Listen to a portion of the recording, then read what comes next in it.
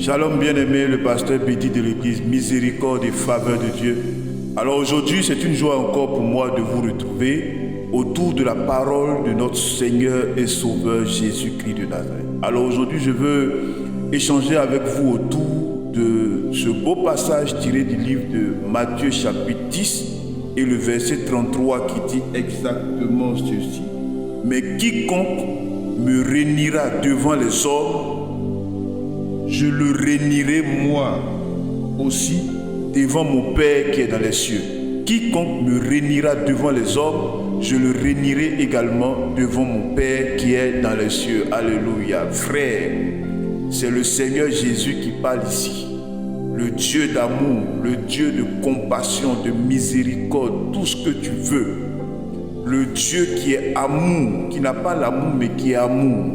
Il dit, c'est lui qui le réunit devant les hommes, lui également il le réunit devant son Père céleste. Quelle belle parole. Effectivement, de plus en plus on constate qu'il y a des chrétiens qui sont complexés d'afficher leur chrétienté lorsqu'ils arrivent dans des endroits soi-disant huppés.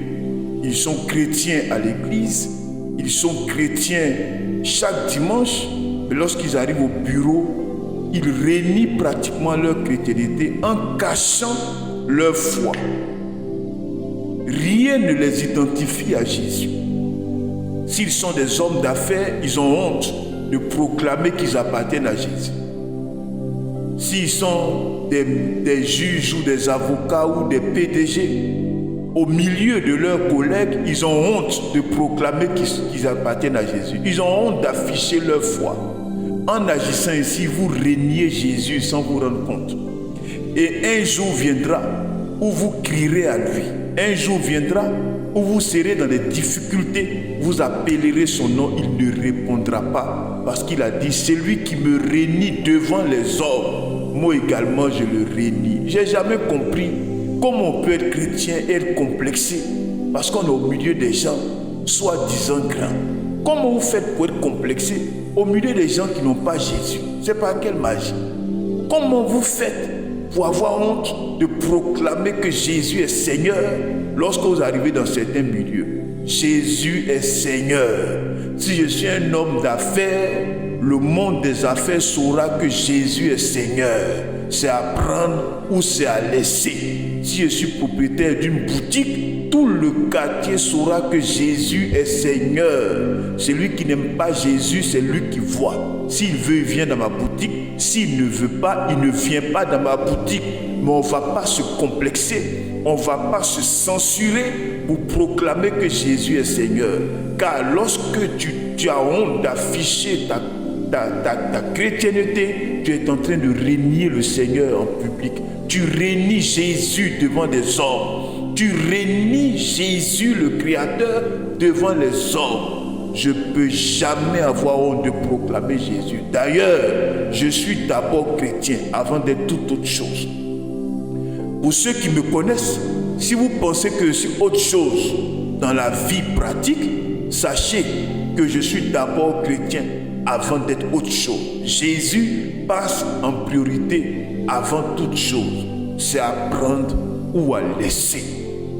On ne va pas se censurer soi-disant pour avoir des clients, pour que les affaires marchent, pour avoir des promotions. Affiche Jésus.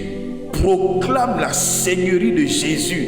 Écris Jésus sur ta voiture. Écris Jésus dans ton bureau. Écris Jésus sur ton front si tu veux. Affiche Jésus. Proclame Jésus. C'est à prendre ou c'est à laisser.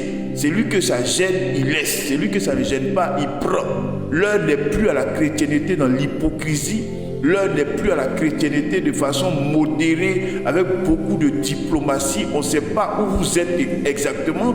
On ne sait pas si vous êtes chrétien, si vous n'êtes pas chrétien. Vous avez honte de Jésus pour que des gens vous acclament, pour que des gens vous approuvent, pour que vos affaires marchent, pour que vos affaires prospèrent, pour avoir la promotion dans vos différents services respectifs. Jésus dit, il vous réunira également parce que vous le régnez devant les hommes. C'est le roi qui a parlé, c'est le Dieu d'amour qui a parlé. Donc si tu ne veux pas être régné par Jésus, là où tu auras le plus besoin de lui, là où tu l'appelleras au secours, frère, change cette manière d'être et affiche ta chrétienté. Proclame que Jésus est Seigneur.